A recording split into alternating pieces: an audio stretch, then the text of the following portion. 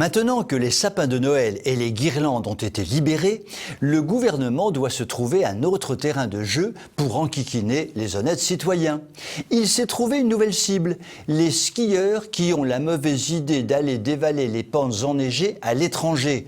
Oui, bien sûr, chez de voisins européens, comme en Belgique par exemple, où l'on peut faire du chousse sur la colline de Waterloo. Il y a donc effectivement des stations de ski ouvertes, mais aussi des remontées mécaniques qui fonctionnent, et cela derrière nos frontières. Et finalement, les amateurs de sport d'hiver sont condamnés en France à patauger dans la neige sans pouvoir glisser sur les pistes, ni siroter un bon petit vin chaud, alors qu'à l'étranger, ils peuvent évidemment faire du ski. Aller skier à l'étranger. Voilà un comportement scandaleux, parfaitement anti-citoyen, qu'il s'agit de réprimer vite fait bien fait. Rendez-vous compte, en allant s'agglutiner dans des stations de ski en Suisse ou en Autriche, tous ces sportifs inconscients vont aller cueillir le coronavirus entre deux Edelweiss, risquent de le ramener en France et pif paf pouf, on est bon pour un troisième confinement. Il s'agit donc de sévir. Pour ce faire, Jean Castex propose donc de sortir l'artillerie lourde. Il nous explique, l'idée est d'empêcher les Français d'aller se contaminer dans les stations de ski en Suisse. Au secours! Rappelons d'abord qu'il n'y a que quelques pourcents de Français qui partent faire du ski et que parmi ces quelques pourcents, tous n'ont pas les moyens d'aller dépenser des francs suisses. On est donc dans la minorité de la minorité, mais qu'importe.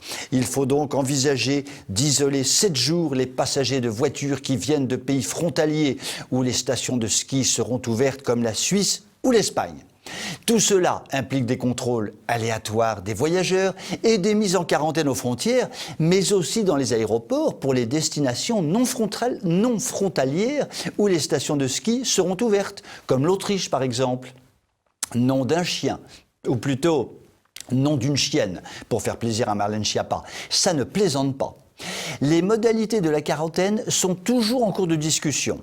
Soit une quarantaine dans un lieu d'hébergement proche de la frontière, soit au domicile des voyageurs. J'aime assez la première option. L'idée de me passer une bonne petite semaine dans le Jura suisse à boire un de ces délicieux petits vins blancs qu'ils font par là-bas, accompagné d'une bonne fondue au Mont d'Or, ma foi, ça se tente, surtout si c'est gratis gratos. Mais au fait, c'est intéressant ça. Ces mesures impressionnantes signifieraient-elles que les frontières existent? Je pensais que c'était un truc de facho, moi, les frontières. En plus, il serait envisageable de faire des contrôles aux dites frontières. Mais voilà qu'on frise la mesure néo-nazie. Qu'est-ce qu'on ne ferait pas pour le virus, non? Je conseille donc à l'ami Castex, qui est sur la voie de l'illumination et de la prise de conscience, d'aller jusqu'au bout du raisonnement. Si les frontières, à la différence du Père Noël, existent bel et bien, ce serait dommage de ne s'en servir que pour les skieurs et skieurs. On pourrait, je ne sais pas moi, les utiliser pour filtrer les migrants, non? Qu'en dites-vous? Et puis, pourquoi s'arrêter en si bon chemin? S'il est condamnable d'aller faire à l'étranger ce qui n'est pas autorisé sur le territoire national, pourquoi ne pas appliquer ce principe de bon sens à la GPA par exemple?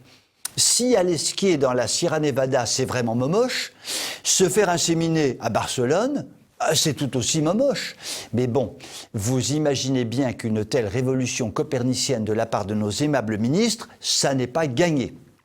Comme le disait notre bon vieux Pascal il y a presque 4 siècles, vérité en deçà des Pyrénées, erreur au-delà. Sur ces très belles paroles, je vous souhaite une belle soirée et vous dis à demain.